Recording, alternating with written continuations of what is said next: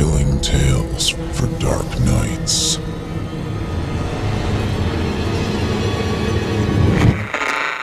Want to make sure you never miss a Chilling Tales for Dark Nights video again? Be sure to subscribe and hit that bell to turn on notifications. The following program is a production of Chilling Entertainment and the creative team at Chilling Tales for Dark Nights, and a proud member of the Simply Scary Podcasts Network. Visit simplyscarypodcast.com to learn more about this and our other weekly storytelling programs. Thank you for listening and enjoy the show.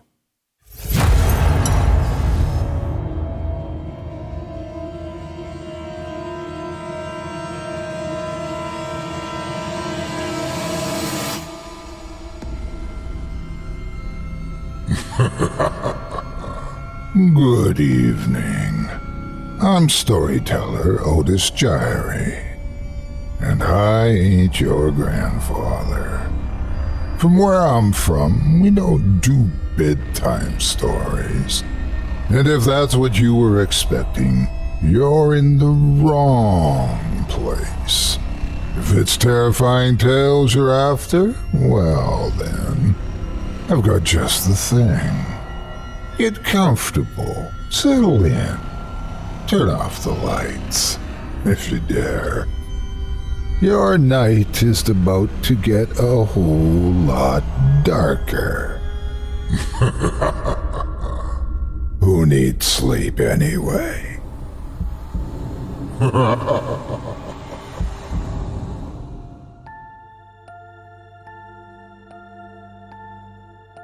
Good evening. You're listening to Scary Stories Told in the Dark. Welcome, dear listeners, to Season 16, Episode 15, The Infinite Hunger. I'm your host, Otis Jiry, and here with me tonight is my ever-enigmatic neighbor, Malcolm Blackwood. Ever enigmatic, eh? High praise coming from a man who keeps a shovel propped up by the back door. How are you this evening, Otis? Oh, I'm well, Malcolm, and thank you for noticing. A good shovel's a man's best friend. You'd know about digging things up, wouldn't you? Only in theory. You know, it's curious how quiet the neighborhood's been since I moved in. No late-night projects on your end lately? None worth discussing, friend. How about you? Still gardening under the cover of darkness? Why, Otis, a man's garden is his sanctuary. Who doesn't enjoy a midnight bloom? And speaking of blooms and shadows, tonight's tales are perfect for a night like this. Vast, eerie, and unsettling in their scope. Tonight, we've got 5 tales to terrify, courtesy of 4 incredible authors, including Corpse Child, Micah Edwards, Chilling Tales for Dark Nights creator Craig Groshek, and James Harbison. Stories of doors that should stay closed, creatures that feed on light, questionable cargo runs, and ancient beings best left forgotten. Sounds like your memoirs, Otis. You know if they were, Malcolm. Now, let's get started, shall we? You're listening to the standard edition of tonight's program, featuring the first 3 chilling tales. But did you know that for just $7.99 a month, or less with an annual membership, you can unlock even more terror? Join us in the patrons area for the extended edition of this episode and all others with twice the spine-tingling stories. That's not all. Your membership gives you ad-free access to Scary Stories Told in the Dark and every other podcast in the Chilling Entertainment family, including Chilling Tales for Dark Nights, Drew Blood's Dark Tales, Horror Hill, and more. Head over to simplyscarypodcast.com, click Patrons in the top menu, and you'll find yourself at Chilling Tales for Dark Nights, where you can start your membership today. Your support helps us keep the scares coming, and we can't thank you enough. Indeed, nothing brings joy to our cold, dark hearts quite like bringing you all the terror you can handle, and then some. Now, let's get started with this evening's entertainment. Our first story tonight comes from Corpse Child, who asks the question, What would you do if you heard someone or something calling to you from the other side of a door that shouldn't be opened? Without further ado, I present to you Cutting Through the Door.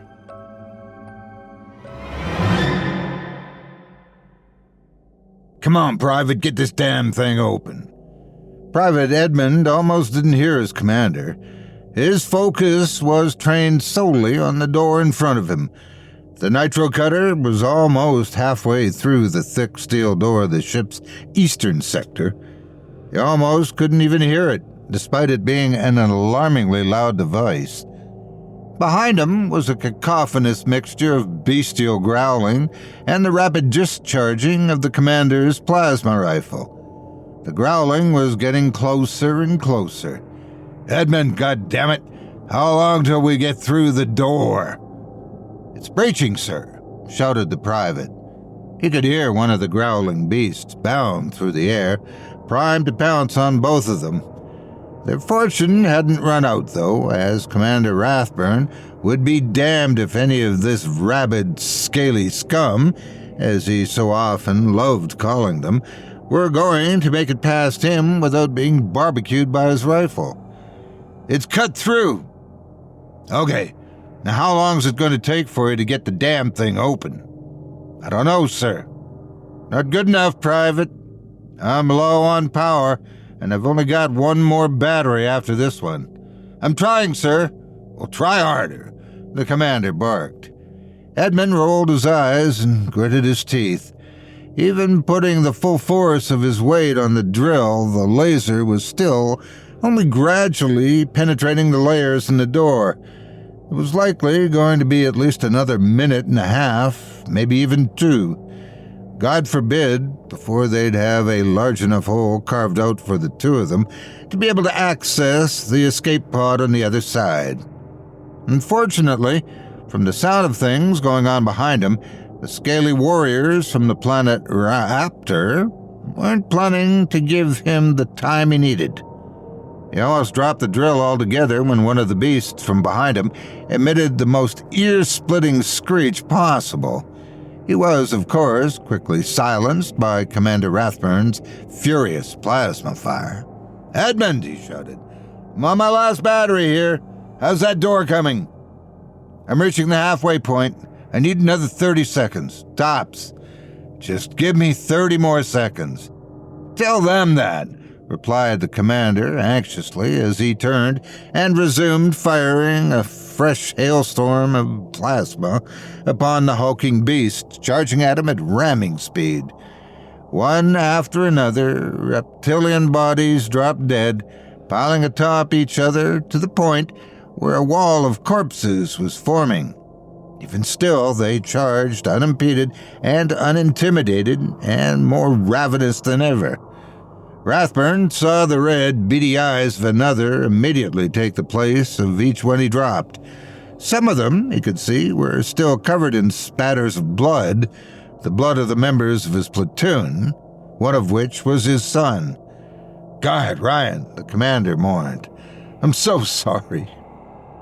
One after another he stood firm, spraying plasma fire as if it were water from a sprinkler, showering and frying anything he saw, which wasn't much to his credit outside of large, scaly bodies. He'd fry the entire ship, including himself, and everyone else alive, so long as each and every one of their attackers were dragged straight to hell with him, so he could get another piece of them there. One of them, a rather nimble beast, compared to his Herculean brethren, bobbed and weaved past the commander's line of fire until finally he was within range to pounce on him. Rathburn had just enough time to see the creature charge at him from the right before he was tackled and pinned to the ground. The weapon was thrown from his hands. On the ground, Rathburn's strength was completely occupied with keeping the beast's jaws from tearing his head from his shoulders. Private Edmund saw this and saw that the rifle was only 1.5 feet away from him. The bad news was it took at least 2 hands and his full strength to maintain the progress he'd been making cutting through the door. If he let go now, it'd be almost impossible to prime the drill before another wave of beasts barraged them. He could only hear the second wave charging down the halls, blood-drunk and snarling. The commander's strength was quickly failing him, and it wasn't long before the beast's jaws were fastened around his shoulder. His brachial artery taking the brunt of the damage, Rathburn's wail of agony echoed above even the roars and snarls of the approaching onslaught. "Commander!" cried Private Edmund. The scaly beast looked up from his prey to regard him. Edmund's eyes went white as his heart froze. What could he do? He had no weapon, and he couldn't make for the discarded plasma rifle. He was defenseless. Just as the beast reared back to spearhead him, it found, to its shock, that Rathburn, though bleeding profusely and weakened dramatically, still had the strength to hold the beast back. He grappled with the creature, fastening his arms around its throat and his legs around its waist, before throwing himself backward, taking them both back to the floor. For a moment, Edmund remained frozen, petrified with shock. The dying commander regarded him thoughtfully. Rathburn could no longer speak, but all the same, Edmund imagined the voice of his leather-lunged commander shouting, "Do it! Get to the escape pods and get the hell out of here. That's an order." The beast was bucking and fighting wildly, and it wasn't long before it became clear that he wasn't going to be able to keep hold much longer. At last, though, the drill completed its circuit, forming a sort of hatch, which the private quickly broke through, and he sprinted to the end of the corridor ahead. There, he practically hurled himself inside the open pod before frantically smashing every button on the control panel until at last it launched. The hatch dropped just before a monstrous reptilian beast leapt for him. 2 seconds later, the pod was ejected from port, destined to roam the stars until it either ran out of power or was picked up by another cruiser. After taking a brief moment to allow his adrenaline to subside, Edmund relaxed in his seat. It was over, he thought. He'd made it. Whatever came next, it would at least be peaceful. At least it would be quiet.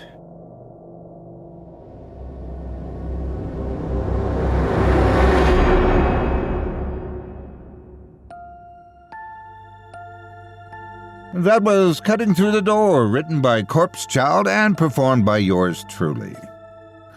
You know, Otis, I admire the effort. When someone tells me to stay behind a locked door, I don't think, "Where's my saw?" No. You're more the type to wait and see what crawls under it, aren't you? Call me cautious. It's not every day you meet a carpenter who doubles as a snack for whatever lurks on the other side. True enough, Malcolm. True enough. Now, if you've enjoyed tonight's frightful tales, I gotta tell you, you don't want to miss my new podcast, Nightmare Fuel. Every Wednesday, I'll be sharing terrifying tales, both new and old, around a crackling campfire. It's a journey into the eerie and unknown, perfect for fans of spine-tingling storytelling. Where can they find it, Otis? Well, glad you asked, Malcolm. Nightmare Fuel is available on Apple Podcasts, Spotify, and anywhere else you find quality podcasts. And for those who prefer visuals with their horror, you can also catch it on Chilling Tales for Dark Nights YouTube's channel. So pull up a chair, light a fire, and let me bring you stories that are sure to keep you up at night. Sounds like an unsettlingly good time. Oh, it is, Malcolm. Now, back to tonight's show. Up next, we've got a tale from Master of the Macabre, Micah Edwards. A mysterious affliction begins plaguing a rural community, bringing with it paranoia, violence, and eerie changes in behavior. As neighbors turn against one another, the narrator realizes that something far more insidious may be behind it. Brace yourselves as I tell our next fearsome fable, aptly entitled Verminous.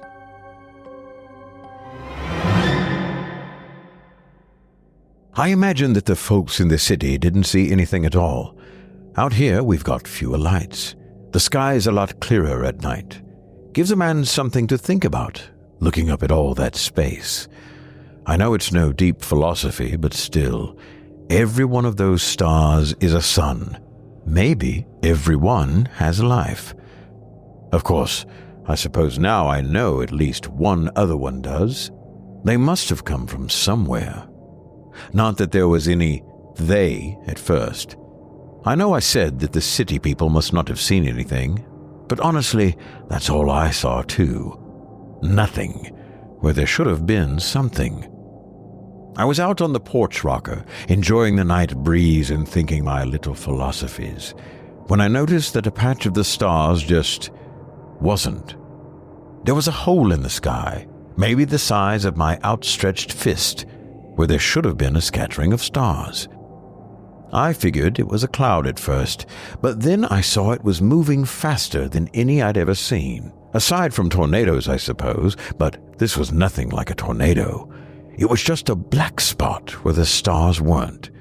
Something so dark that it didn't reflect a speck of light. It was moving in a straight line across the sky, blocking out bits of stars as it went, fast and accurate as an arrow. I didn't know where it was going, but it sure looked like it did. Then I noticed there were more. All told, I counted 6, and I couldn't make out a single detail on any of them. They were all identical, fist-size absences zipping by overhead. I decided maybe they were drones. Plenty of the neighbors had seen them these days, after all. It could be some sort of contest or game. Thing is, the drones I'd seen before all had lights, and I could usually hear them whirring by, though I was on my oxygen that night, and the sound from the mask could have been hiding any noise they made. So I told myself it was drones, but I went to bed troubled. I asked my neighbor Jimmy about it the next day. "My boy's been buzzing your property," he said. "I warned them about that. I'll give them a talking to tonight. It won't happen again." "Don't go too hard on them, Jimmy," I said. "We got up to a fair bit of mischief ourselves as boys." Jimmy laughed. "That's why I know I've got to nip this in the bud. I know what I would have been like if I'd had a drone at their age. A bit of fear will do them good." I didn't hear any more about it after that. When I went out stargazing that night, there was nothing but uninterrupted sky, with no more odd black patches to disturb it. I figured that Jimmy's talking to must have had the desired effect. One of the boys, Corson, knocked on my door the next day. "Sir, Pa told us you got buzzed by a drone. I just wanted to say it wasn't us." He was an earnest-looking lad, not yet 20, old enough to be offended if he knew I thought of him as a boy, young enough to call me sir, which kind of offended me in turn. I didn't like to think of myself as being that old yet. I still remembered being a boy myself.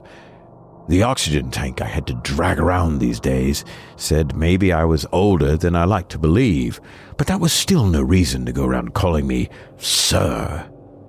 I took it in stride, though. "Well, whoever it was got your pa's message," I said. "No more flybys last night."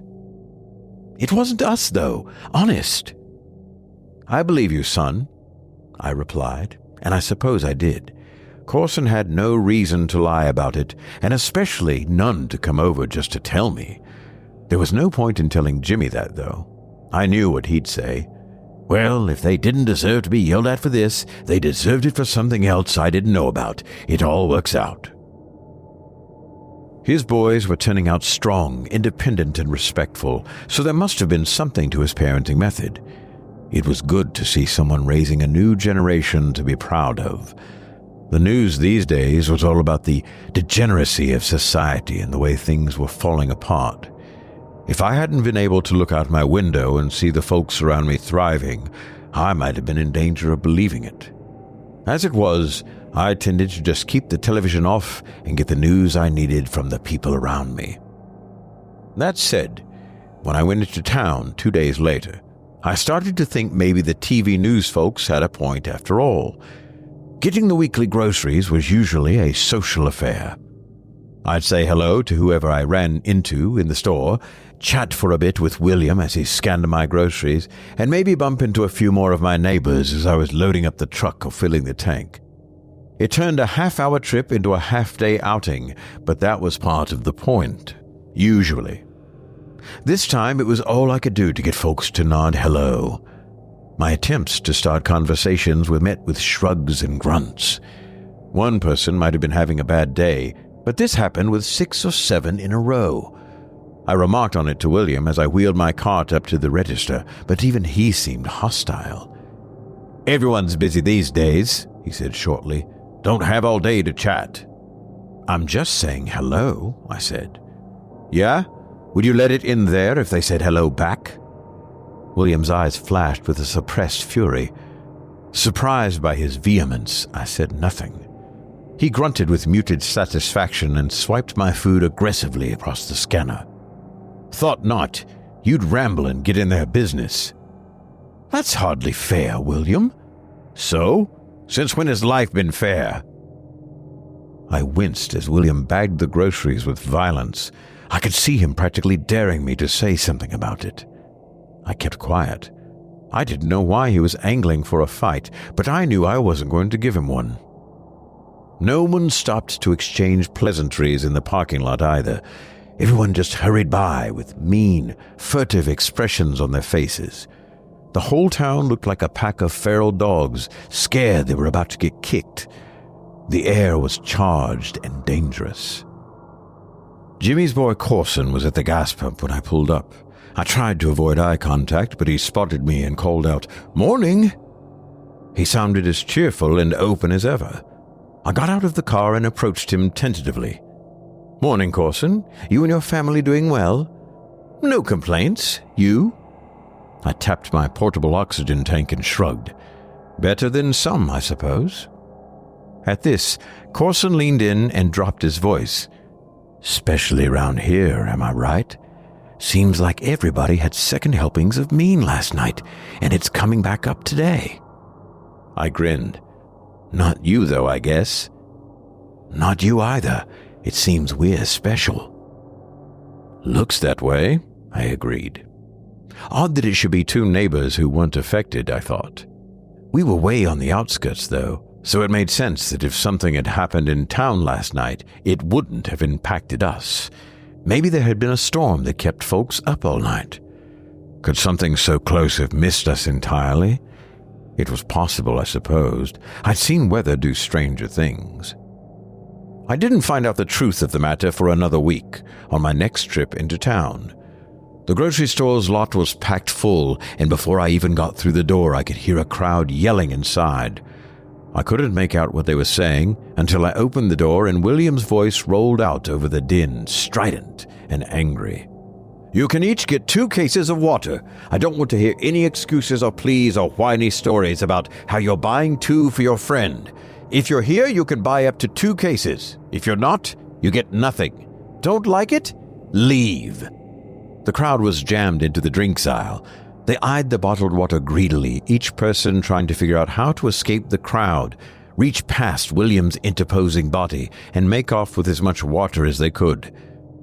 The cash register had a letter taped to it, printed on official government letterhead. It read, "Warning, tainted tap water. Your tap water is not safe for bathing or drinking. Boiling is insufficient to remove the contamination. Do not allow prolonged contact with any tap water. Accidental ingestion of the tainted water may cause symptoms including irrational anger, paranoia, claustrophobia, and hallucinations. Severity increases with larger doses. Symptoms will fade after 1 to 2 weeks without exposure to the contamination. Government supplies of bottled water will be delivered shortly. In the meantime, remain calm. Seek alternate water sources. Report anyone acting irrationally to the non-emergency police line. Remember that those affected may not understand their behavior to be irrational. Do not confront. Do not engage." I looked at the furious crowd currently surging toward William as he used a full plastic bottle of water to swat at the people in front. "That's it," he shouted. "If you can't play nice, you're all banned from my store. Ha! Now none of you get any water. Get out! Out, I say!" The crowd snarled with one voice. With one mind, they surged forward, slamming through William and toppling the rack behind. Bottles and jars flew everywhere, shattering and spilling on the ground. The crowd slithered, slipped, and fell. Suddenly, it was no longer a cohesive unit, but rather 50 individuals all scratching and clawing for bottles of water. I knew William was somewhere under that mass, lying on his back. From the shrieks and screams, more than one person was being trampled. Those on top didn't seem to care. They grabbed the blood-spattered cases of water and ran for the door. I hurried to get out of the way before they crushed me as well. As the victors streamed past me, I thought about going in to help. The sign had said not to, though. Do not confront, it read. Do not engage. I stayed against the brick wall of the store as the enraged water thieves raced to exit the parking lot, denting and scraping each other's cars as they went. I dialed the local police to report what had happened. "They just trampled him?" asked the sheriff. "Unbelievable. Absolute animals. Who was there? All of those vermin ought to be rounded up and shot." It all happened so fast, I didn't recognize anyone. I lied. They were all locals, people who I'd known for decades. William had known them too. That hadn't stopped them from stomping him into the shelves of his own store. "Wait there. I'm going to want to talk to you when I get to the store," said the sheriff. "I will." Another lie. The sheriff had drunk just as much tap water as anyone else in town. I hoped he could help William, but I wasn't going to be here to find out. My groceries were going to have to wait. They wouldn't do me any good if I wasn't alive to eat them. I waited another minute for the demolition derby in the parking lot to die down, then hurried to my truck and got back on the road out of town. I'd never locked the doors to my house before. It never seemed worth it. But when I got home, I secured both the front and back and checked all of the windows too. It was only a matter of time before the folks in town thought about those of us out on the outskirts, still using well water, and came knocking. I didn't mind sharing, but the mob I'd seen had been a lot more interested in just taking. I turned on the television to see what the news had to say. If folks had gotten a letter from the government, this was bigger than our little town. I hoped maybe they'd have more information about what had happened, or at least the timeline to fix it. The news anchor seemed to be barely holding it together. His hair was mussed and his makeup blotchily applied. He had an angry grimace on his face instead of the neutral expression he used for everything from pageant winners to industrial accidents. He spat the words from the teleprompter, staring into the camera as if daring the viewer to come up and fight him. Just listening to his voice was enough to raise my heart rate and make me go check the doors and windows a second time. The worst part was that he had no information that I hadn't already learned or figured out. This was happening everywhere, not just nationwide, but globally. Every single municipal water supply had been tainted simultaneously. Groundwater was fine. No one could explain what had happened. Governments everywhere were scrambling to distribute emergency supplies. A knock at the door sent me scrambling for my shotgun. That exertion, in turn, left me gasping for air and grabbing for my oxygen. I was in a sorry state to face any sort of angry crowd, and so it was fortunate for me that the only person at the door was Jimmy. He waited politely for me to make my way over. "You're in no shape to stop them if they come for your water," he said without preamble. "If they'll just ask..." Jimmy waved that ridiculous idea away. "I'm sending Corson over to stand watch. News says they're acting like animals. Hopefully, a bigger animal will be enough to chase them off if they come." "Is he okay? Are you all okay?" "We're on the same well system as you. We'll be all right." "I feel like we ought to help." He shook his head. "Right now, we can help the most by keeping ourselves safe." He gestured back toward town. "Smell that smoke?" I didn't.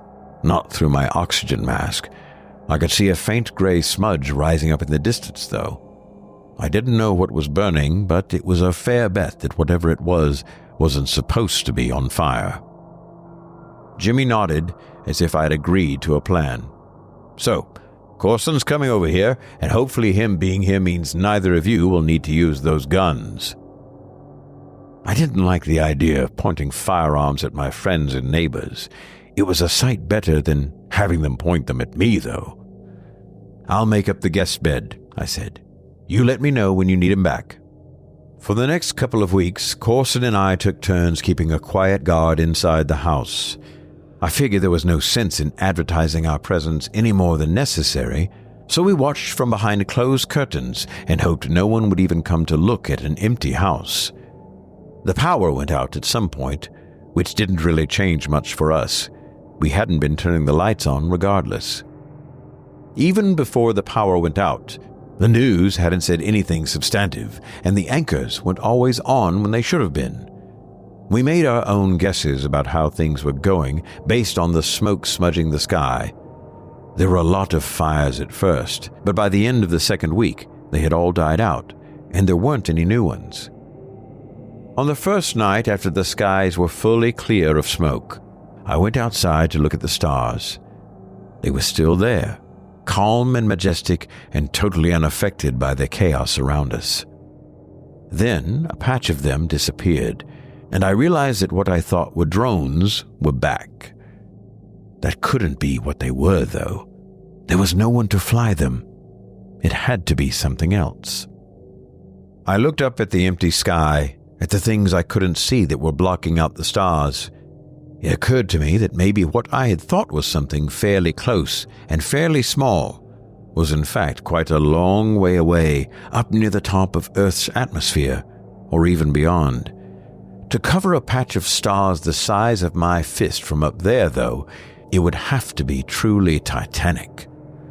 I thought about the way every man-made water facility on Earth had been infected at once. I wondered just what I was looking at, up there between me and the stars, and what it wanted with Earth. The next morning, when I went to wake Corson up for breakfast in the watch, he swatted irritably at me from the bed. "Shove off, old man," he muttered. I blinked. "But the watch!" "Screw your watch, too." He suddenly leapt out of bed and swung a fist at me. I staggered back, dodging his fist but tripping over my oxygen tank. I stumbled 2 awkward steps before my feet tangled in each other and I fell heavily to the floor. Corson stood over me, his face torn between rage and pity. He held this mismatched look for a long, uncomfortable second before his mouth twisted into a sneer and he turned away from me. "I don't know why I wasted 2 weeks here anyway," he said. "You're useless. I say let the townies have you." He snatched up his gun and stormed out of the house, leaving the front door open. I clambered back to my feet and headed after him, but stopped in the doorway, uncertain. Something had changed. Was he even safe to have around? Maybe it was better to just let him go. I watched him enter his own house, and I was still standing in the doorway when the shouting started. The argument going on at Jimmy's house was loud enough to be heard across the small field separating us. I couldn't make out the words, but the tone was vicious. Suddenly, there was a gunshot. I slammed and locked my door without even thinking about it. There was another blast, and another, and then a pause while I listened to my heart hammering. Then 2 shots almost at the same time, followed by 3 in a row, and 1 final one. I could almost put the scene together. Corson and Jimmy had been arguing. Corson had the gun in his hands already. The first shot was for his father, the second and third for his mother, Carrie, maybe as she ran to her husband, or maybe to protect the 3 littler ones. The pause as he reloaded and went on the hunt for the rest of his family. Twin shots as he entered a room where the children were hiding, and he and his brother Darren fired at one another. Darren missed.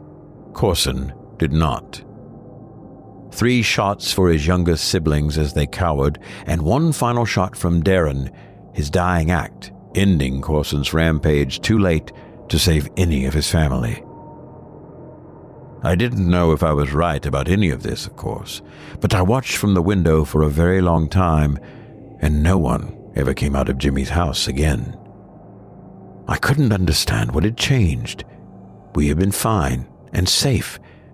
Had they altered the well water too? I had drunk a glass just an hour ago. I felt no different. As my heart calmed and my breathing eased, I almost took off my oxygen mask.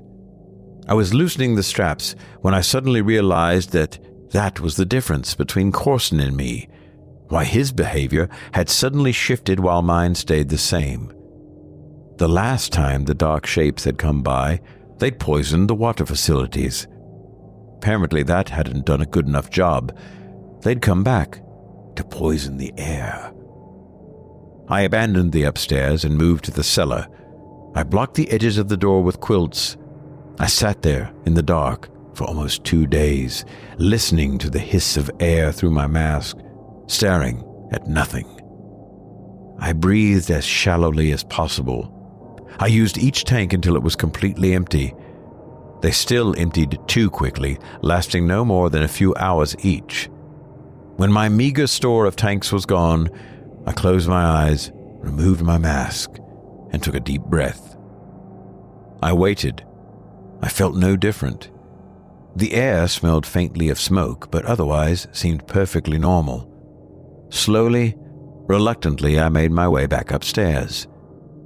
The fires were back, worse this time. The skies were gray with ash clouds. They were almost a blessing, though, for they partially hid from view the horrifying, inhuman architecture of the invaders' ships. Things walked below the ships, organic masses that rolled and writhed. They stood tall as grain silos, but I saw them squeeze through spaces no bigger than the doorway of a house. I thought at first they were hunting for survivors, but I soon realized that there was no pattern to their movements. They were not hunting, they were exploring. They were moving in. I have a barn on my property. It has mice in it. I know this, but they are small and distant, and I don't think about them much. I even know that some get into the house, and although I don't like it, it's rarely worth my time to worry about. But if I find evidence of many, I put down poison to solve the problem. Does it get all of the mice? Almost certainly not. But the few that are left are out of sight and out of mind. I am here. I am forgotten. And I desperately hope to remain that way for as long as I can.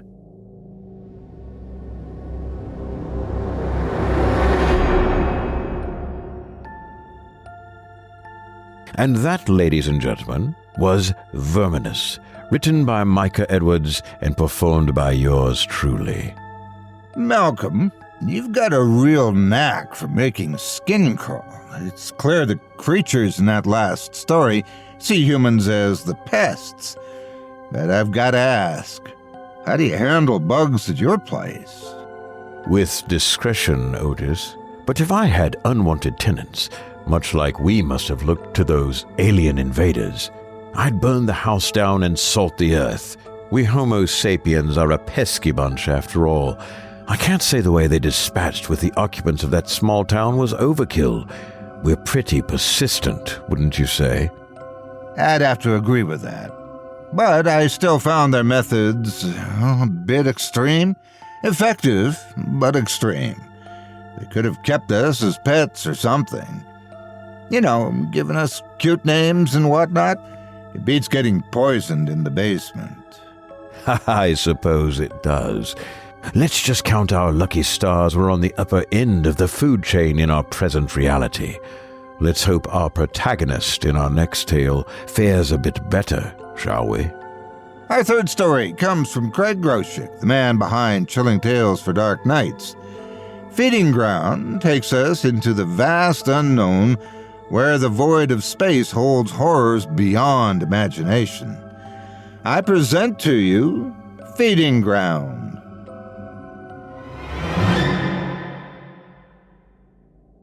Part 1. The night sky was clear above the McPherson Observatory, a canopy of stars stretching infinitely across the darkness. But I no longer found comfort in the familiar constellations. My name is Dr. Timothy Cole, senior astronomer, and I once considered myself lucky to spend my life peering into the mysteries of the cosmos. But that was before I found it. The thing that waits in the void, consuming all light, all hope. I record this log not for posterity, but as a warning. If you hear it, then what we found is no longer confined to the darkness between the stars. It has found its way here, and you must understand what that means. We thought we were prepared. We thought the James Webb Space Telescope would expand our horizons, show us new worlds, and perhaps, just perhaps, offer a glimpse into the existence of other sentient life. I believe in those possibilities more than anyone. For decades, I spent countless nights at the observatory, meticulously collecting data, hungrily analyzing the secrets each star held. And then, 3 weeks ago, we aimed the JWST at a distant point in the galaxy, a star labeled HD 1284. At first, it seemed unremarkable, just another pinprick of light hanging in the vast expanse. That is, until Sarah Brighton, my assistant, noticed something odd in the data. Sir, she said, voice tight with an edge of excitement, there's an anomaly. I leaned over her workstation, my curiosity piqued. The screen showed HD 1284's light curve, a normally steady pattern, dipping sharply at regular intervals. Every 2 Earth days, the star's brightness would decrease by a noticeable percentage, as if something massive and opaque was crossing in front of it. Then, just as abruptly, the light would return to normal. My heart began to race. A discovery like this was what astronomers lived for.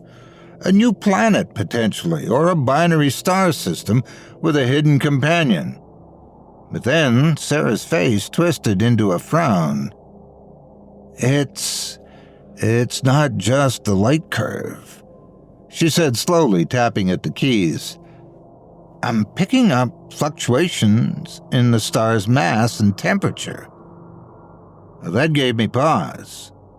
I leaned in closer, staring at the data feed in disbelief. The star wasn't just dimming, its mass was fluctuating. That was impossible. Stars don't simply lose and regain mass like a balloon being inflated and deflated. Run the calculations again, I ordered, my voice sharper than I intended. Sarah flinched but obeyed, fingers flying over the keyboard. We sat in tense silence, the hum of the equipment the only sound in the empty observatory. The numbers updated on the screen, confirming what we had already seen. The fluctuations were real. Something was siphoning energy and mass from the star. It's like something's eating it, Sarah whispered. I recoiled at the suggestion, but I couldn't deny what the data suggested. I felt a chill creep down my spine, a sensation I hadn't experienced since I was a young researcher confronted by the unknowable depths of the universe for the first time. It wasn't awe or wonder this time. It was fear. Let's not jump to conclusions, I murmured, more to convince myself than her. There's got to be a natural explanation. Dark matter, gravitational lensing, something we're not considering. And Sarah nodded, but her expression remained troubled. What if it's alive? Alive? I scoffed, but the word lingered like a bad taste in my mouth. Stars are consumed all the time, by black holes, by neutron stars, but those are cold mechanical processes. What she was suggesting was unthinkable. A predator that fed on stars like some cosmic parasite. Still, we had to know more. We spent the next week analyzing every bit of data we could pull from the JWST, rerunning simulations and cross-checking our findings with other telescopes. It was grueling work, the kind that would normally excite me, but every time we dug deeper, the answers we found only led to more disturbing questions. There were the dips in brightness, of course, growing longer and more pronounced as if whatever was consuming the star was becoming more aggressive. The mass fluctuations were harder to quantify, but it became clear that the star was being stripped layer by layer of its outer shell. Then there was the temperature. As the star dimmed, its surface temperature dropped, a phenomenon that defied every known principle of astrophysics. Stars undergoing natural changes don't cool down like that, not unless their core energy is being sucked out.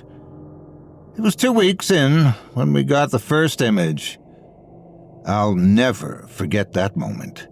We managed to adjust the JWST's infrared capabilities to focus on a smaller area, hoping to capture whatever was causing the fluctuations. The screen flickered, pixels aligning as the image slowly rendered.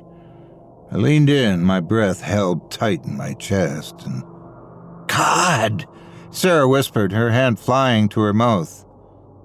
There, haloed by the dying light of HD 1284, was a shadow.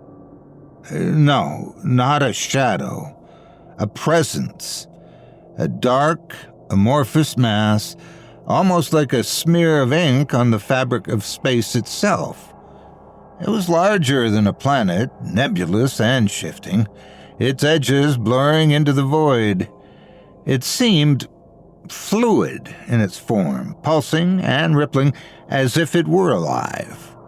My skin prickled. I stared, unblinking, as the thing undulated, extending long, sinuous tendrils toward the star. They wrapped around the blazing sphere, and the star flickered, its light swallowed by the darkness. It was as if the star itself was being smothered by an entity too vast and incomprehensible to grasp. Jesus, I said, my voice barely audible. What the hell is that? Should we report this? Sarah asked, eyes wide. I couldn't answer. I felt paralyzed, staring at the thing, devouring a star millions of times larger than Earth. To send this to NASA, to let the world know what we'd found, would change everything. I could already imagine the headlines. Predator star discovered.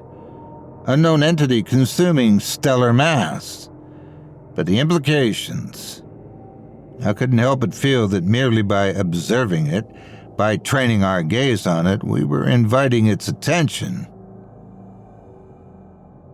I need more data, I said finally, my voice hoarse.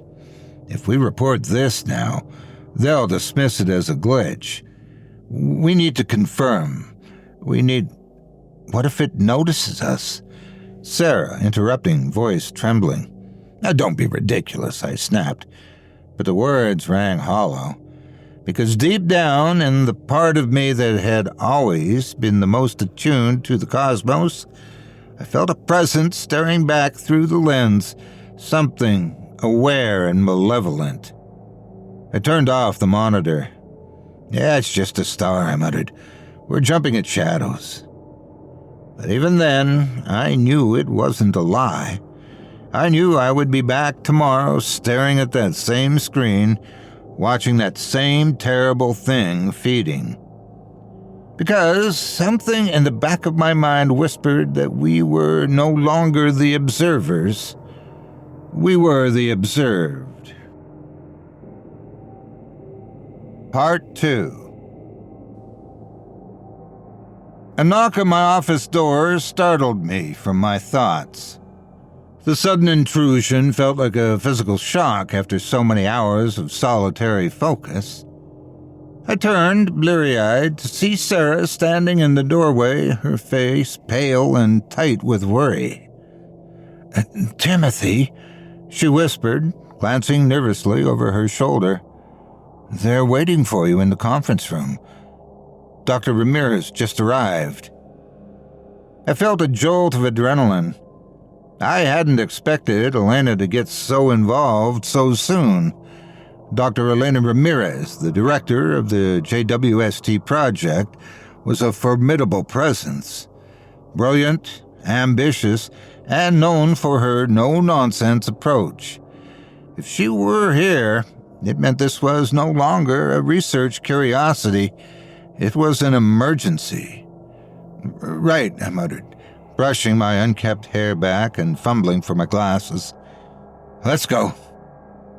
The walk to the conference room felt like traversing a dark, lonely chasm. The usual hum of activity in the observatory was gone, replaced by an uneasy silence. I could feel the tension simmering in the air. The weight of too many sleepless nights bearing down on everyone. Something had shifted since our discovery of the feeder. It wasn't just the data or the unsettling images. It was the feeling that we were peering into something that should have remained hidden. The room was small, with the blinds drawn tight, a single table surrounded by grim-faced scientists. Elena stood at the head, her arms crossed. Beside her, Dr. Michael Yates, the observatory's chief physicist and my oldest friend, leaned back in his chair, staring thoughtfully at the blank screen in front of him. Opposite him was Dr. Ravi Singh, a cosmologist whose brilliance was matched only by his volatility. "Timothy," Elena said without preamble, fixing me with a sharp gaze as I took a seat. "Explain." I hesitated, glancing around the room. They were all waiting, their expressions a mix of curiosity and thinly veiled anxiety. I could feel Sarah's presence at my side. We were standing on the precipice of something monumental, and I wasn't sure if I could put it into words. We've been monitoring HD 1284, I began, my voice steady despite the knot in my chest. The fluctuations we detected in its brightness were unlike anything we've seen before. We initially thought it could be a planetary transit, or some form of stellar instability, but it's not. I clicked a button on my laptop, and the monitor behind me flared to life, displaying the first image we'd captured of the entity. A murmur rippled through the room. "This is what's causing the anomaly," I said quietly, gesturing to the dark, sinuous shape coiled around the star. "We believe it's some kind of entity siphoning mass and energy from HD 1284. It's feeding on the star." Singh let out a low whistle. "Feeding? You make it sound like it's alive." I don't know if alive's the right word, I admitted, but it's certainly behaving in a way that suggests purpose. We've ruled out gravitational lensing, dark matter, and any known astrophysical phenomena. Whatever this is, it doesn't follow natural laws. Elena narrowed her eyes. "What's its size?" "Roughly the mass of Jupiter, though it's hard to be precise. It doesn't have a consistent shape. It shifts like a fluid." I paused, swallowing hard. "And it's getting bigger." "How?" Michael leaned forward, his expression intense. "Where is it drawing mass from?" "The star's outer layers," Sarah said, speaking up for the first time. Her voice trembled slightly. "It's like a parasitic organism latching on and draining it. And it's not just light it's consuming. The gravitational field around the star is warping in response. almost as if the entity is observing space-time itself. A heavy silence settled over the room. Ravi's gaze flickered between me and Sarah, his mouth set in a grim line. "Are you suggesting it's a form of dark energy?" he asked. "I'm suggesting," I said slowly, choosing my words carefully, "that we're dealing with something completely outside our understanding of physics. It doesn't behave like a physical object, yet it exerts physical influence. It's predatory." Michael laughed a dry, humorless sound. "A predator star? Come on, Tim. That's absurd." "Is it?" I shot back, more forcefully than I intended. "Think about it. We've always assumed life to be bound by biological principles. But what if that's just a limitation of our perception? What if there are forms of life out there that don't fit our definitions? Forms that can thrive in the vacuum of space, that consume on a cosmic scale?" "Enough," Elena interrupted sharply. "We're not here to speculate. I want concrete data, Timothy. What is this thing? What are its capabilities? And most importantly, is it a threat?" I hesitated. Was it a threat? My instinct screamed yes, but I had no evidence to back up that fear. The feeder hadn't shown any aggression. It was just feeding.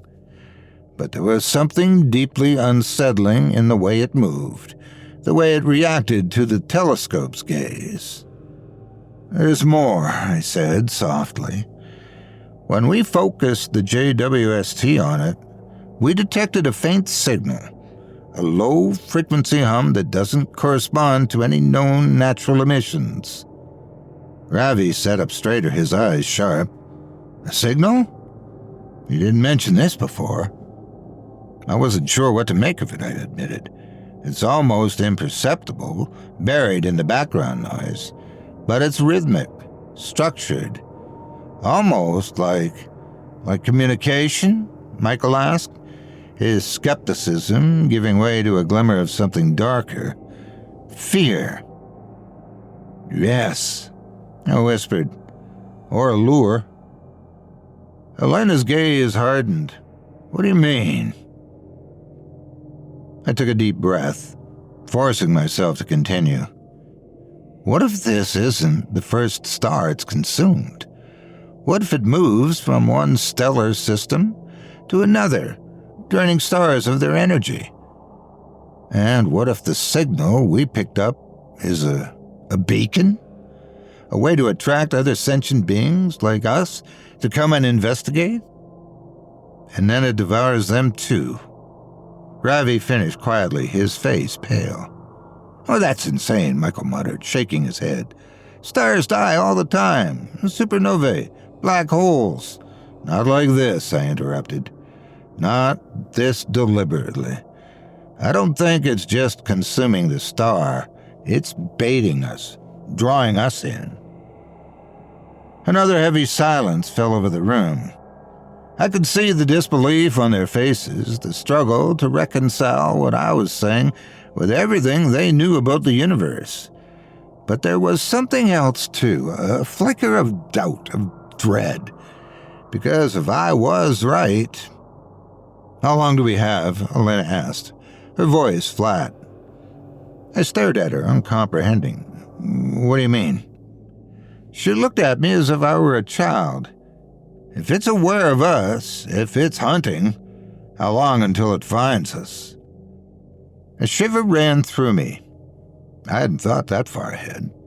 The idea of the feeder shifting its gaze from HD 1284 to Earth was too terrifying to contemplate. But as I opened my mouth to respond, Sarah let out a choked sound, her eyes wide with horror. "Dr. Cole, look at the screen." We turned as one. The image on the monitor had changed. The feeder, that dark, indefinite mass, was still coiled around the star. But it was no longer passive. It had shifted, its tendrils extended, reaching out as if it were searching. And then, slowly, deliberately, it twisted. The star's light flared and dimmed again, a rhythmic pulse that sent a chill down my spine. It was looking back at us. "It knows," I whispered, and the room exploded into chaos. Part 3. My descent into obsession began that night. The chaos of the meeting quickly subsided, but the fear never left. We went our separate ways, each struggling to grasp what we had witnessed. Dr. Ramirez immediately ordered a lockdown on all research involving HD 1284, restricting access to the telescope and data files. No one was to discuss it, document it, or, God forbid, leak it to the public. But I couldn't stay away. I spent the following days holed up in my office staring at the high-resolution images we'd captured of the feeder. I analyzed and reanalyzed the signal, listening to its rhythmic pulse until it was burned into my brain. There was something there, something hidden beneath the surface, just waiting to be uncovered. Sarah pleaded with me to take a break, to get some sleep, but I brushed her off, consumed by the need to understand. What was it? How did it move? Why did it feel like it was aware of us? I found myself waking up in a cold sweat every night, dreams haunted by shadowy tendrils, coiling around stars, snuffing out their light. It was as if the feeder was creeping closer, inching its way through the black void toward me.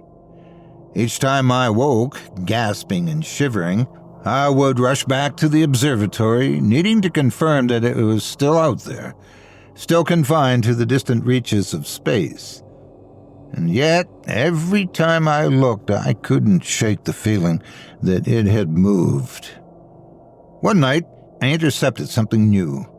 I was reviewing the star's emission spectra, trying to pick out any anomalies, when I noticed a faint spike, a barely perceptible fluctuation in the background noise. I leaned closer. It was the same signal we'd picked up before, only different. There was a new rhythm to it, a secondary pulse that reverberated through the first. I ran it through the analyzer, isolating the frequencies, and stared in disbelief as a pattern emerged. It was mimicking our attempts to communicate. "Sarah!" I called out, my voice hoarse from days of disuse. I hadn't spoken to anyone in what felt like an eternity, lost in the world of data and static. But there she was always there, lingering on the edges, watching me with those worried eyes. She appeared in the doorway, a ghostly figure in the dim light. Her face was thinner, drawn, as if she hadn't been sleeping either. I wondered if she too was feeling it, the pull of the feeder, the irresistible urge to look deeper. "What is it?" she asked quietly. "Listen," I whispered, turning the speakers up. The signal played softly, a low, haunting hum that seemed to vibrate through the air. It was hypnotic, almost melodic in its complexity, and I felt a strange comfort wash over me as I listened. It was the first time in weeks that I didn't feel afraid. "Is that you?" she asked, stepping closer. I nodded, not trusting myself to speak. "It's responding to us," I finally managed. "Every time we've sent a signal, every time we've tried to analyze it, it's been listening. And now," I pointed to the screen, where the twin pulses throbbed in perfect synchronization, "it's mimicking our frequency. It's trying to communicate." Sarah stiffened beside me. "Or it's learning." The word sent a shiver through me. Learning. Mimicking. Adapting. What if it wasn't just responding out of curiosity? What if it was studying us, figuring out what made us tick, the way a predator studies the movements of its prey? What do we do? She whispered. I turned to her, seeing the fear etched on her face, and felt a surge of protectiveness. She was too young for this, too innocent. She didn't deserve to be drawn into the same madness that had ensnared me. We can't stop now, I said softly.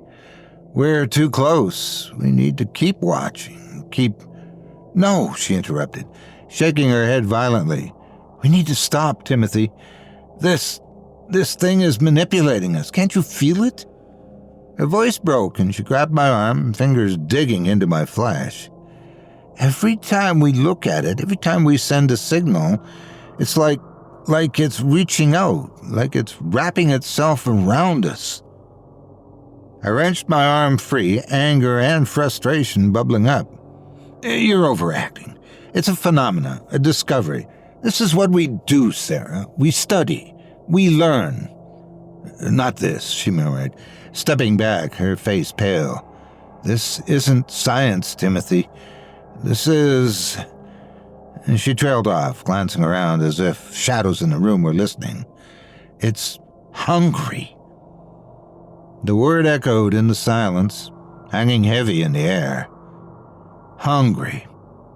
I wanted to laugh, to brush it off as paranoia, but something deep inside me recoiled. Was that what this was? Had we awakened something that shouldn't have been disturbed? Something that was growing stronger the more we probed its secrets? I'm going to talk to Dr. Ramirez, she said suddenly, her voice wavering. This needs to stop. I surged to my feet. No, you can't. Sure, shut it all down. We need more time, more... Look at yourself, she cried, eyes blazing. You're falling apart. You don't eat, you don't sleep. You become a slave to this thing, whatever it is. If we keep going, we'll what? I snarled, fists clenched. We'll understand? We'll finally see? Or we'll go mad, she whispered. The words were soft, barely audible, but they cut through me like a knife. Please, Timothy, let it go. I stared at her, chest heaving, and for a moment, just a moment, I considered walking away, letting the darkness swallow up the feeder and forgetting we ever looked into the abyss. But then the signal pulsed again, throbbing through the room, and my resolve hardened. I couldn't stop, not now, not when I was so close. You do what you want, I muttered, turning back to my laptop, but I'm staying. She was silent for a long time, and I refused to look at her.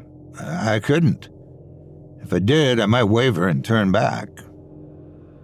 I'm sorry, she whispered finally, and I heard the soft click of the door closing behind her. I didn't see her again for 3 days. I kept working, alone in the silent observatory.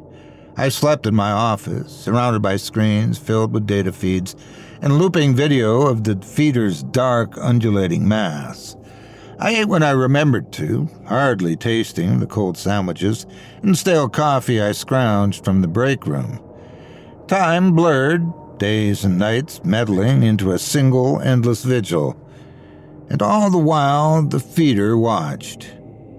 It wasn't just paranoia. I could feel it. Every time I adjusted the telescope, every time I narrowed the focus to get a clearer image, it would shift, its tendrils flaring outward, reaching toward the lens. It was subtle, almost imperceptible, but I knew what I was seeing. It was reacting to me.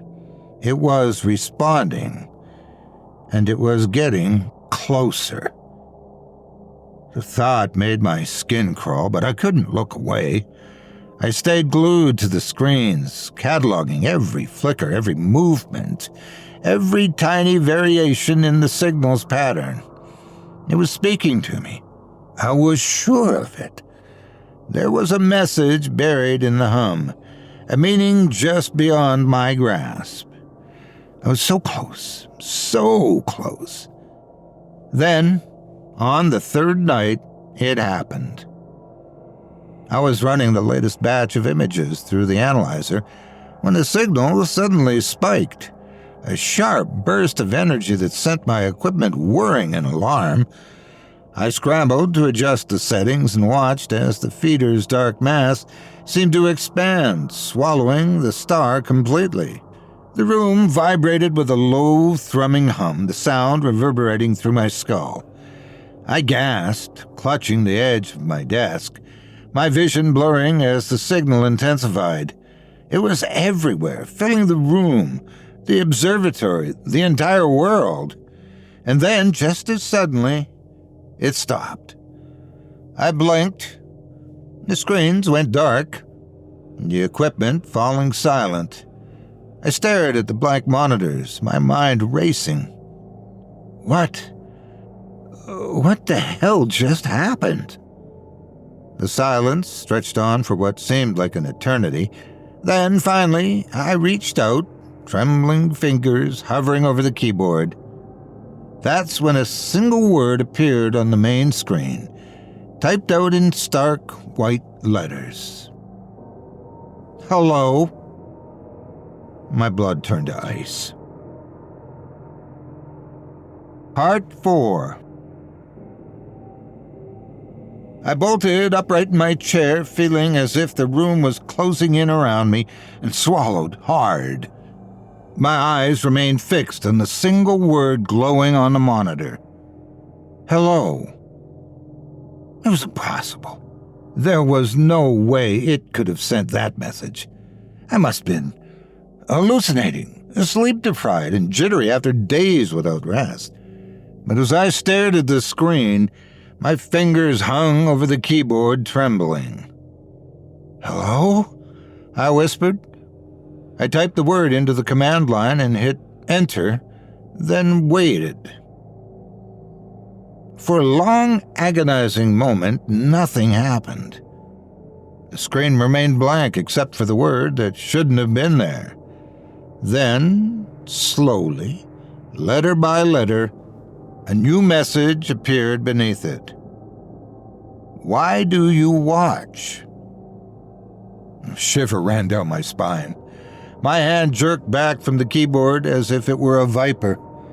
I glanced around the empty room, half expecting to see something lurking in the shadows, but it was just me, the quiet hum of the computers, and the distant rumble of the observatory's ventilation system. It was trying to communicate. My pulse pounded in my ears. Every rational part of me screamed to shut it down, to sever the connection and destroy every piece of data we had gathered. This was beyond science. It was madness. Yet, somewhere deep inside, curiosity burned brighter than fear. Because I didn't just want to know what it was. I wanted to know why. What are you doing here?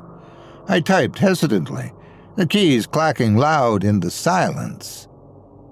The response came faster this time, the letters appearing almost instantly. Feeding. The word sent a chill through me, but I forced myself to continue.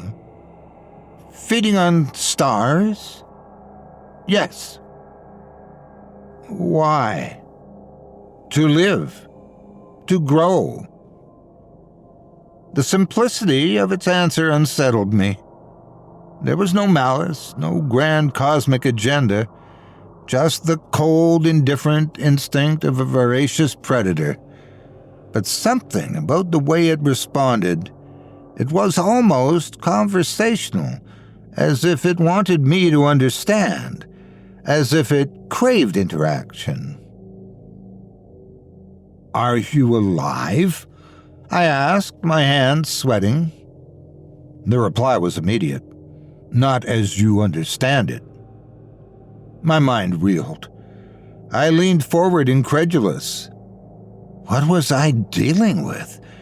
A creature? An intelligence?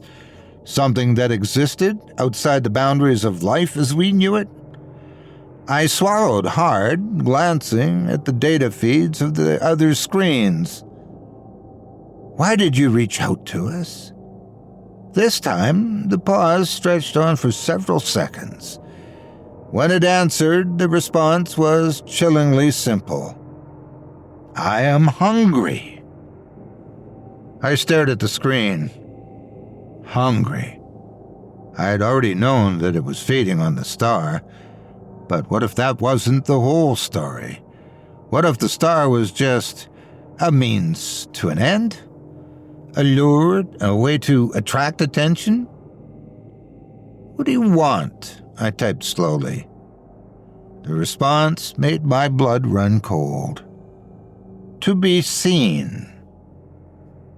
My mind raced, piecing together the implications. To be seen. It wasn't just feeding on the star. It was broadcasting. It wanted to be observed. And I had fallen right into its trap. My obsession, my relentless need to understand, I had given it exactly what it wanted. I was its prey. I shoved back from the desk, gasping. I had to stop. I had to cut the connection, destroy every trace of this nightmare before it... The monitor flickered and a new message appeared, freezing me in place. It is too late. I felt the blood drain from my face. Too late? What did it mean? Had I already triggered something, set some chain of events in motion that couldn't be undone? My thoughts were spiraling, panic clawing at my chest. I scrambled to shut down the systems, but the keyboard was unresponsive. The screens locked on that single damning phase. Then, in one heart-stopping moment, all the monitors blinked off, plunging the room into darkness. I spun around. The entire observatory was silent. The computers were dead, the data feeds blank. I fumbled for the power switch, but it wouldn't turn on. The generators, the backup generators, they didn't kick in. Every system was down, as if the entire network had been consumed. No, I muttered, slamming my hand against the desk. This couldn't be happening. I had to get the data back. I had to... A low hum filled the room, vibrating through the walls. I froze. It was the signal. The same rhythmic pulse we'd picked up from the feeder, only now it wasn't coming through the telescope. It was coming from inside the observatory. The floor trembled beneath my feet, the sound growing louder, deeper. I stumbled toward the door, my legs shaking. I needed to get out to warn the others, but as I reached the exit, the hum stopped. Silence fell. I stood there waiting for something, anything, to happen. The seconds stretched on, each one more agonizing than the last. Then slowly, the monitors flickered back to life. But they weren't showing data anymore.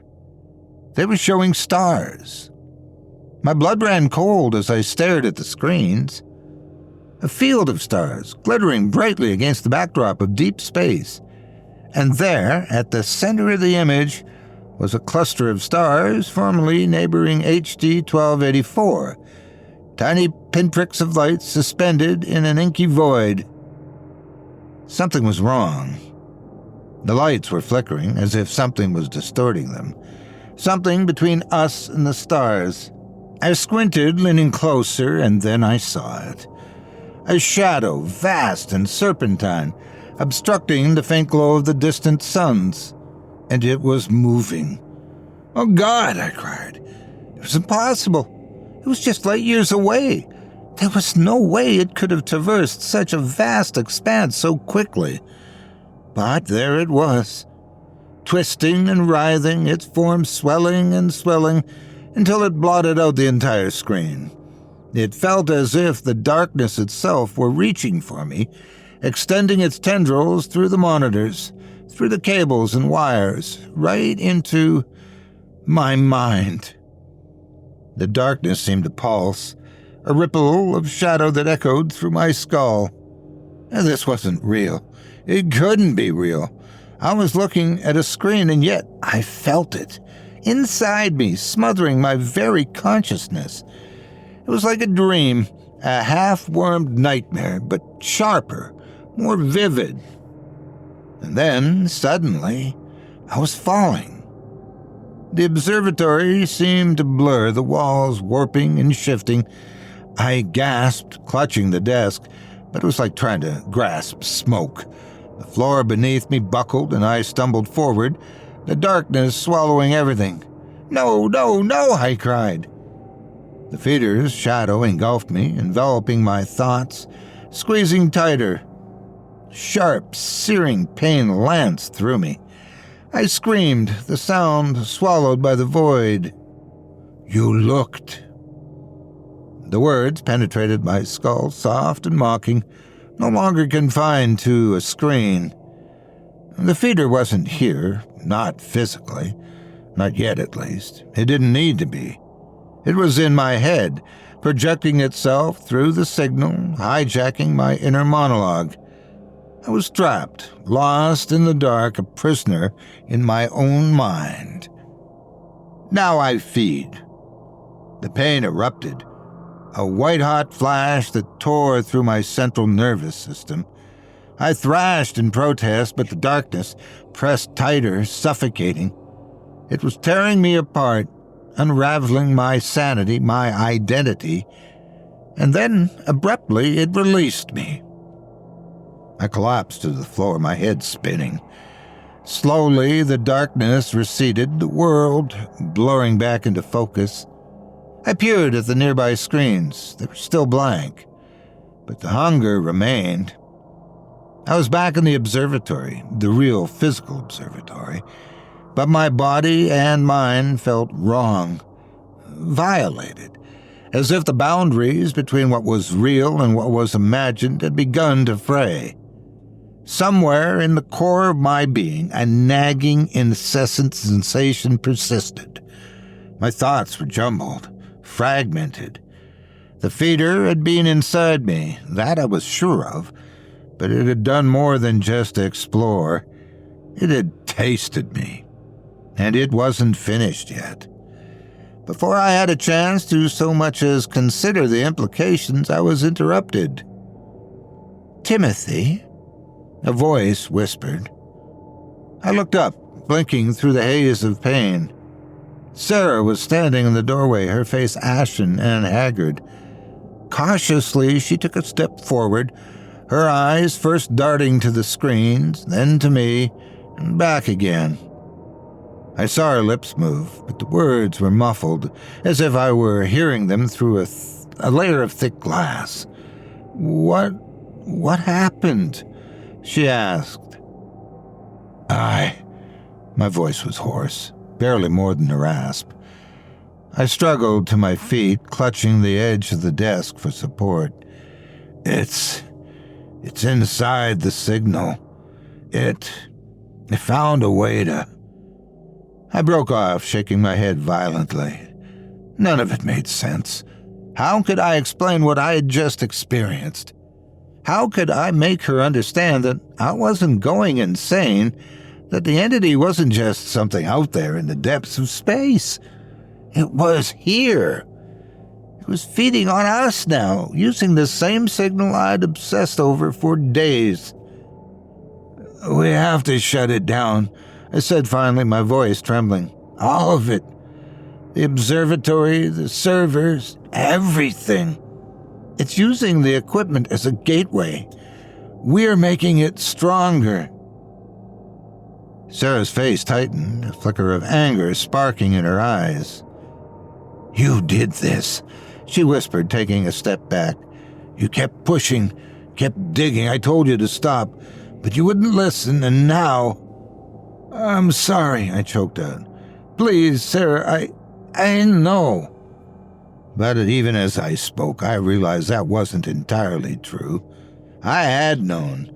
On some level, I had wanted this, wanted to make contact, to pierce the veil between observer and observed. I had ignored the warnings and dismissed the fear because the hunger for knowledge had been stronger. And now we were paying the price. We have to go, I insisted, pushing past the pain and the lingering sensation of the feeder's presence in my mind. We have to get out of here before... A loud crack echoed through the observatory, cutting me off. The floor shuddered, the walls vibrating. I stood, paralyzed, as the monitors flickered back to life.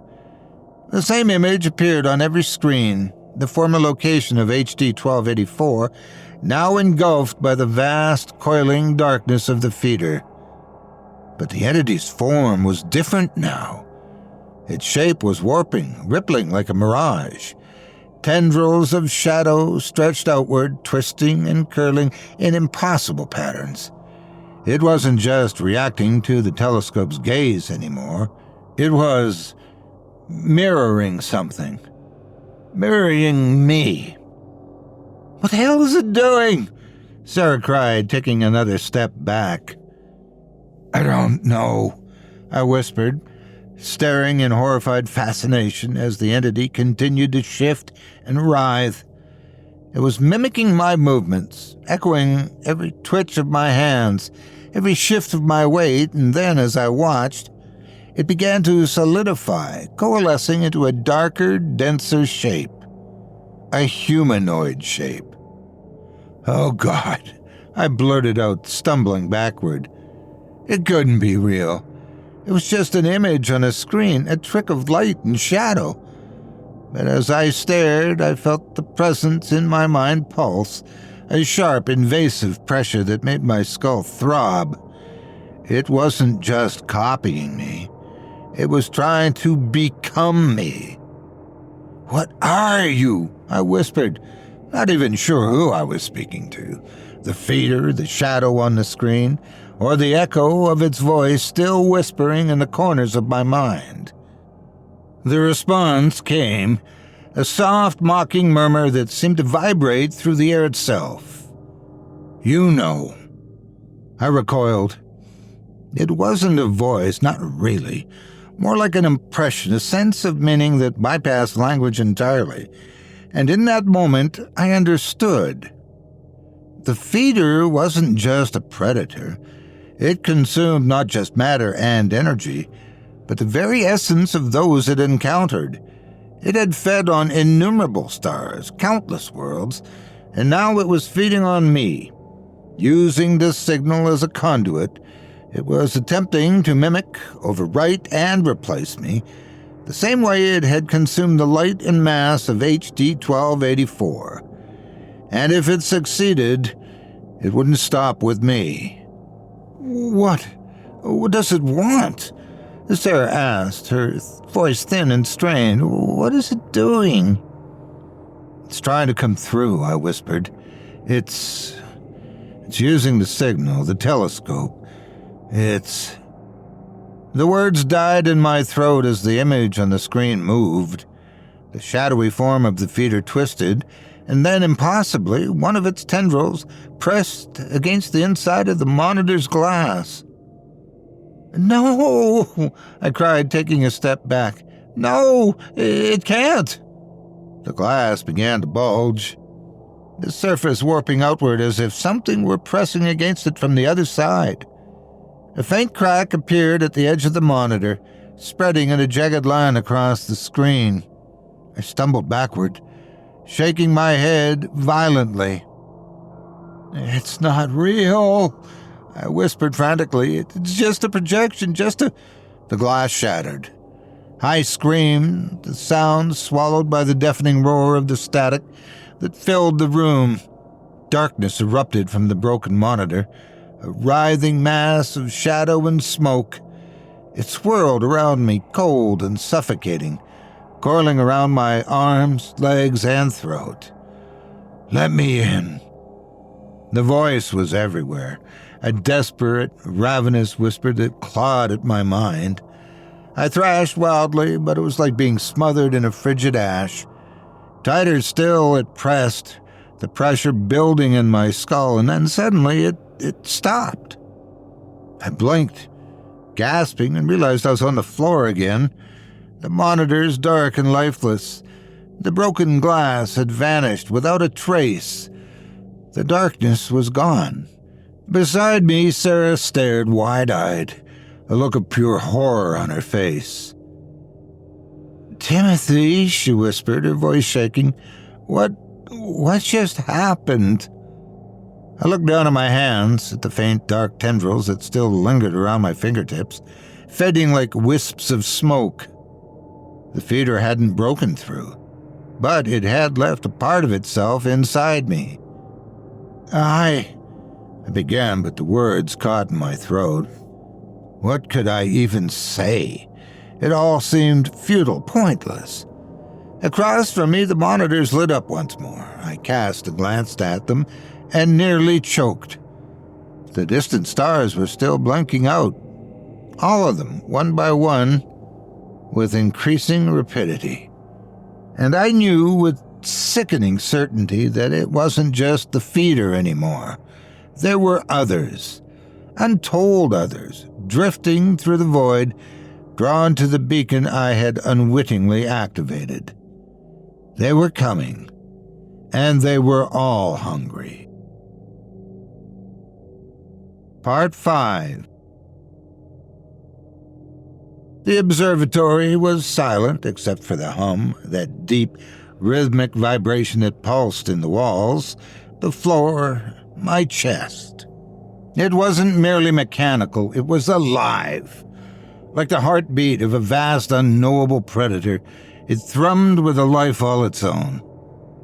I stood frozen, staring at the monitors, at Sarah's wide, terrified eyes, and at the void where the stars had been. My mind churned with anxiety. We had to do something, but every instinct told me that it was already too late. The feeder itself had told me as much. What position was I in to question something so vast and powerful? "Timothy," Sarah whispered, clutching my arm. Her voice was trembling, her nails digging into my skin. "They're coming, aren't they?" "No," I said, my voice hollow. "They're already here." I didn't need to look back at the screens to know it. And the feeder and its kind had crossed whatever incomprehensible distance separated us, drawn by the signal I had foolishly amplified. I had lured them, beckoned them with my obsession, and now we were being hunted. My thoughts spiraled. Every possible action felt useless. They weren't creatures that could be fought or reasoned with. They weren't even bound by the same rules of existence. They were a heartless, calculating force of nature, and yet some desperate part of me refused to give in. "We have to sever this signal," I said suddenly, turning toward the central console. My voice was sharp now, a forced steadiness cutting through the rising panic. "If we can break the connection, maybe..." "Maybe what?" Sarah snapped, her fear giving way to anger. "Maybe they'll leave? Maybe they'll just forget about us. You don't even know if that's possible." "No, I don't," I admitted, meeting her gaze. "But I have to try. You saw what they did to the star. If they make it here..." I swallowed hard. "It's not just us, Sarah. It's everyone. Everything." She hesitated, her anger fading as the weight of my words sank in. Then reluctantly, she nodded. We worked quickly, moving through the observatory with an urgency that bordered on hysteria. Every monitor showed the same terrible image, the void, vast and all-consuming, coiling and writhing as the feeder shadows spread. It was no longer just one entity. Faint outlines in the darkness hinted at others, distant but closing in. The hum grew louder as we shut down systems one by one, Each click of a switch a small victory against the mounting dread. But the deeper we went, the more the feeder pushed back. The monitors flickered and flared, the images distorting into grotesque shapes that seemed to writhe and twist in mockery of human forms. The hum became a roar, vibrating through my skull, and I felt a presence in my mind again. You cannot hide. The words weren't spoken. They were felt, a resonant force pulsing through my being. I staggered, clutching the console for support, my vision swimming. Sarah shouted something, but her voice was drowned out by the roar. The darkness on the monitors swelled, the tendrils approaching the edges of the screens, and I realized with dawning horror that it wasn't just an image. It was here. "Timothy!" Sarah's voice cut through the din, sharp and panicked. "We've lost control of the main system. The signal's still broadcasting." "No!" I gasped, stumbling toward the central terminal. My hands shook as I typed, but the commands were ignored. The console's lights flickered wildly, the hum growing deeper, louder. The feeder was in the system, entwined with the signal itself, and no matter how many systems we shut down, the connection remained. "Timothy, we have to leave." Sarah grabbed my arm, trying to pull me away, but I shook her off. "There's one more thing we can try," I said, my voice a desperate rasp.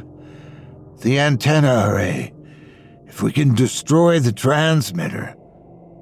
"Destroy it?" she interrupted, her eyes wide. "You can't be serious.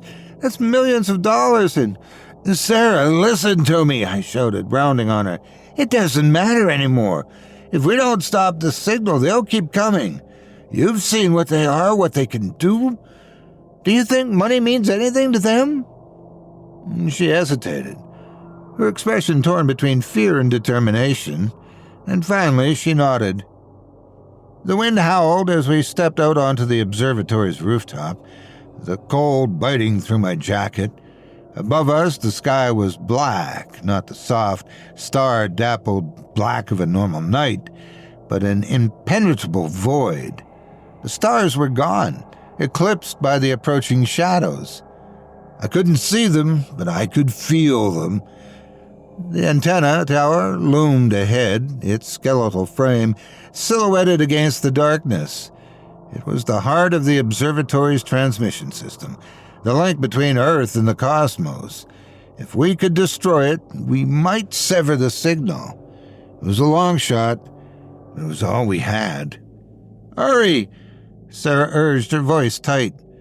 She was carrying the toolbox we'd grabbed on our way up, her hands trembling as she fumbled for the cutters.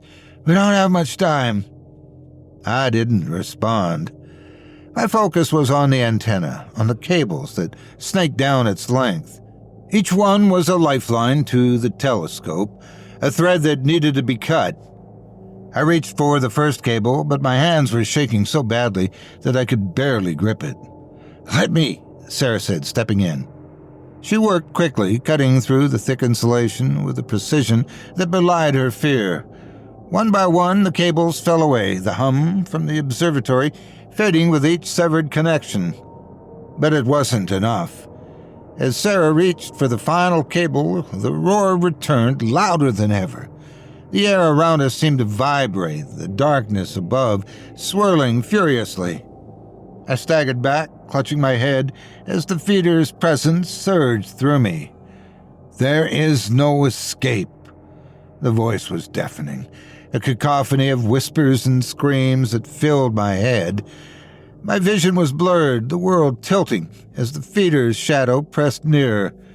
Dark tendrils coiled toward us, reaching down from the void, and I realized with sickening clarity that it wasn't just here for the signal. It was here for me. "Sarah!" I shouted, forcing myself to stand. "Cut it! Cut the last cable!" She hesitated, looking at me with wide, terrified eyes. "What about you? Just do it!" I screamed. She nodded, tears streaming down her face, and swung the cutters. The final cable snapped with a sharp crack and the hum stopped. The roar faded, the air stilling as the transmission was silenced. For a moment, there was nothing but silence. And then the darkness exploded. Shadowy tendrils surged in my direction, enveloping me in an instant, cutting off my air and blinding me. I screamed, the pressure crushing me. I felt the feeder's presence inside me again, tearing through my thoughts and unraveling my identity. Piece by piece, it consumed me and I couldn't stop it. But I could feel something else, too, the connection weakening, the feeder's grip faltering. The severed signal had disrupted its hold, breaking the link that had allowed it to reach us. I clung to that thought, to the faint hope that I might still escape. With a final, desperate scream, I tore myself free. The tendrils recoiled, the darkness retreating. I collapsed onto the rooftop, struggling to breathe, my body trembling. The sky above was still black, but the hum was gone, and the presence in my mind had faded. "Timothy!" Sarah's voice was distant. She knelt beside me, panic-stricken, her hands on my shoulders, and shook me. "Are you okay? Say something." I think it worked," I whispered, my voice barely audible. The signal's gone. We stopped it." But as I looked up at the sky, at the impenetrable void where the stars had been, I felt no relief. The feeder was still out there, and it wasn't alone. I could feel them, faint and distant, watching, waiting. Part 6. We sat in the wreckage of the observatory, surrounded by the silence we had fought so hard to reclaim.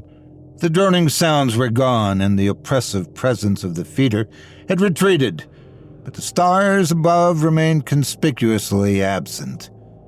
The rooftop was littered with severed cables and shards of broken equipment. The antenna tower stood silent, its purpose rendered obsolete by our sabotage. Sarah sat beside me, her face streaked with tears. Neither of us spoke. It wasn't over. I could feel it. The feeder's shadow had left a mark, not just on the observatory, but on me. My mind felt fractured, haunted by its intrusions. When I closed my eyes, I could still see the tendrils and feel the horrifying extent of its hunger. It hadn't fully consumed me, but it had taken something invaluable I couldn't quite name, and which I might never get back. "Timothy," Sarah said softly, breaking the silence. Her voice was raw, hoarse from screaming. Do you think it's really gone?" I opened my mouth to answer, but no words came. I didn't know. The feeder wasn't like anything we'd ever encountered. It wasn't bound by the same rules or logic. It didn't need the signal to reach us. The signal had been a convenience, a draw. Now that it knew we existed, what was stopping it from returning? "I don't know," I admitted finally, my voice hollow. "But I don't think it matters." She turned to me, her brow furrowed. "What do you mean?" I gestured to the sky, to the emptiness where the stars should have been. "Look at it. It's not just the feeder. There are others out there. We saw them. They're coming." She followed my gaze, her face pale in the dim light. The endless expanse of space seemed sinister now, as if the absence of stars were a harbinger of things far worse.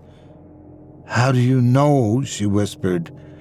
"I can feel them," I said, my voice trembling. "Ever since the feeder got inside me.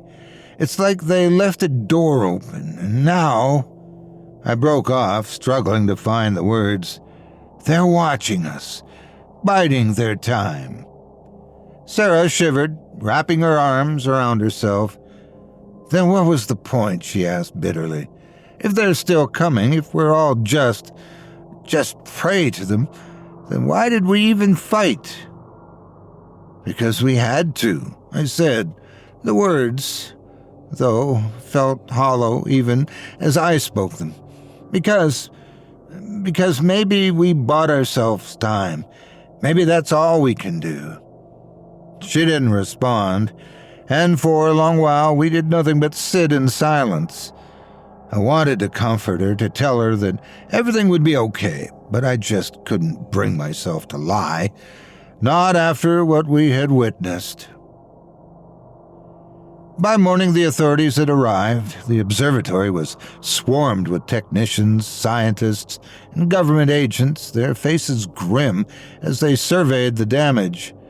I watched from the sidelines as they examined the severed cables, the destroyed equipment, the shattered monitors. Sarah stood beside me, her expression unreadable. "What do we tell them?" she asked quietly. "The truth," I said, though the words felt like a lead weight in my mouth. "We tell them what we saw, what we did." She glanced at me, her eyes searching. "And you think they'll believe us?" I didn't answer. I didn't need to. We both knew the truth. They wouldn't believe us, not really. They'd write it off as a technical malfunction, a breakdown in protocol. The idea of something like the feeder, something vast, predatory, and intelligent, was too terrifying to accept. They'd bury it, just like they'd bury every other unexplainable event in human history. But it wouldn't matter, not in the end. I gave my report to a man in a dark suit with a face that betrayed nothing. He asked questions, taking notes in a black leather-bound book, his pen scratching softly against the paper. I told him everything, the discovery of the anomaly, the signals, the feeder's presence. I described the way it had invaded my mind, the way it had reached through the signal to make contact. I told him about the other shadows we'd seen, the countless shapes moving in the void. When I finished, he closed the notebook and stared at me for a long moment. His expression was unreadable, his eyes cold. "Are you certain of this?" he asked finally. "Yes," I said, though my voice wavered. "I know how it sounds, but you have to believe me, they're coming. That will be all, Dr. Cole," he interrupted, his tone flat. "We'll take it from here." I wanted to argue, to plead, but I knew it wouldn't make a difference. They didn't want to understand what we were facing, and in the end, it didn't matter. The feeder and its kind would come whether humanity was ready or not. Sarah and I left the observatory together, walking down the winding road that led to the valley below. The air was crisp and cold, the sky above still empty. I stared at the horizon, my mind heavy with thoughts of what lay beyond it. The stars were still gone. Would they ever return? Or had we already lost the night sky to the shadows that lurked beyond it? I realized it wouldn't be long before everyone else noticed. They had to. Then there would be global panic. Questions and no answers. Lies and cover-ups, official explanations. Then there would be unrest, violence, and terror. And finally, perhaps, as reality reared its ugly head, cold and stark acceptance of humanity's true position in the universe. "Timothy," Sarah said softly, breaking the silence, "do you think they'll come for us?" "Yes," I said, not looking at her. "Maybe not today, maybe not tomorrow, but they'll come." She didn't respond, and for a long time we walked in silence. The wind whispered through the trees, carrying with it a faint, distant hum that sent a shiver down my spine. I knew it wasn't real. It was a product of my mind, forever haunted by what I'd experienced, but that didn't make it any less terrifying. The feeder had left its mark, and I would carry it with me for the rest of my life. That night I stood outside my home, doing my best to process everything that had transpired. Somewhere out there, in the vast, infinite expanse of our galaxy, a predator, ravenous beyond measure, lied in wait, indifferent to the desires of man. I did the only thing I could think of in that moment. Staring at the empty, starless sky, I mourned the loss of everything I had held dear and everyone I had ever loved, and I wept.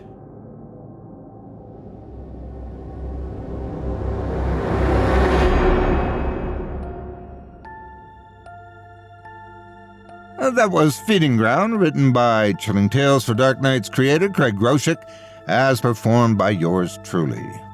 Space, the final frontier for bad decisions. Honestly, Otis, what is it about people that makes them think they'll come out on top against cosmic horrors? Optimism? Maybe. Or ignorance. Either way, it's a gamble.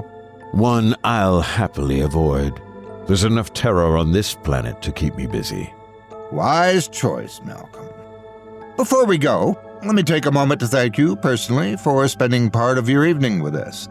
If you've enjoyed what you've heard tonight, please consider stopping by Spotify or Apple Podcasts, or wherever you listen to your favorite podcasts, and leave us a 5-star review along with a kind word. Your feedback helps us reach even more fans of horror and means the world to us. And if you haven't yet joined our patrons area, what are you waiting for? For just $7.99 a month or less with an annual membership, you can access premium extended editions of this show featuring twice the terror and all our network's other programs with no sponsor interruptions. That's right, Malcolm. Visit simplyscarypodcast.com and click the patrons link at the top of the menu. You'll find yourself at chillingtalesfordarknights.com, where again, you can become a patron for less than $7 per month with an annual membership. Your membership gains you ad-free access to our audio archive dating back to 2012. If you're a YouTube fan, subscribe to us over at Chilling Tales for Dark Nights. Be sure to hit the bell icon so you never miss a release. There, you'll find all the Simply Scary Podcast Network programs, including Chilling Tales for Dark Nights, with 2 weekly episodes, Horror Hill, Drew Blood's Dark Tales, and of course, Scary Stories Told in the Dark. And while you're there, don't miss my new show, Nightmare Fuel, where I tell tales around a crackling campfire. It's available every Wednesday night on YouTube, Spotify, and wherever else you listen to your favorite podcasts. And don't forget to connect with us on social media. Visit Chilling Tales for Dark Nights on X, formerly Twitter, as well as Facebook and Instagram for updates, news, and to join the conversation. You can find me on social media too. Just search for Otis Jiry by name, Jiry. And I'd love to hear from you. Lastly, don't forget to show some love to tonight's featured authors. Absolutely. Visit them on social media, follow their updates, and if they've got books for sale, pick them up on Amazon.com. Supporting the authors helps keep the nightmares alive. And we hope you'll return next Sunday, where we'll once again regale you with tales of terror from several talented authors. Until then, stay spooky, sleep with the lights on, if you dare, and know that the true monsters might just be a little closer than you think. Good night, everyone. Sweet dreams, listeners. Sweet dreams. Thanks for listening. You've been listening to Scary Stories Told in the Dark, a production of Chilling Entertainment and the creative team at Chilling Tales for Dark Nights, and a proud member of the Simply Scary Podcasts Network. Visit simplyscarypodcast.com today to learn more about our network and our other amazing storytelling programs. Tonight's program was hosted, and its featured stories performed by yours truly, Otis Jiry. Selected stories have been adapted with the kind permission of their respective authors. Original music provided by Luke Hodgkinson and Jesse Cornett. Sound design and final mixing and mastering provided by executive producer and director Craig Groshek. Program's artwork and logo by David Romero. If you're looking for some fresh tales on a daily basis while waiting for the next podcast, check out my YouTube channel, the Otis Jiry channel, and my extensive collection of narrated tales there. Simply search on YouTube by my name, and you'll find me. And don't forget to subscribe and press the bell notification icon to get my latest releases. Got a scary tale of your own that you'd like performed? I take submissions. Email it to me today at otis@simplyscarypodcast.com to have your terrifying tome considered for production in a future episode of this show. That's otis@simplyscarypodcast.com. If you've enjoyed what you heard on tonight's program and are joining us on your favorite podcast app, subscribe to us to be sure you never miss an episode, and leave a 5-star review and a comment. Your feedback means a lot to me. You can also follow Chilling Tales for Dark Nights and yours truly on Facebook to connect anytime and get the latest updates on this and other programs and my channel. If you're listening on the Chilling Tales for Dark Nights YouTube channel, do us a favor and hit the subscribe button and the bell notification icon for ctfdn as well to get more spooky tales from me and the crew and another episode of this program each and every Wednesday. And don't forget to hit that thumbs up button to tell us how we're doing and leave a kind word or a request. And don't forget to visit us at chillingtalesfordarknights.com and consider supporting the team by becoming a patron. In addition to helping us out, you'll get exclusive access to our audio archive and ad-free downloads of all your favorite stories, including those you've heard on this program. As for me, I'll be back next Wednesday with more terrifying tales to keep you up all night. But that's all right. Who needs sleep anyway?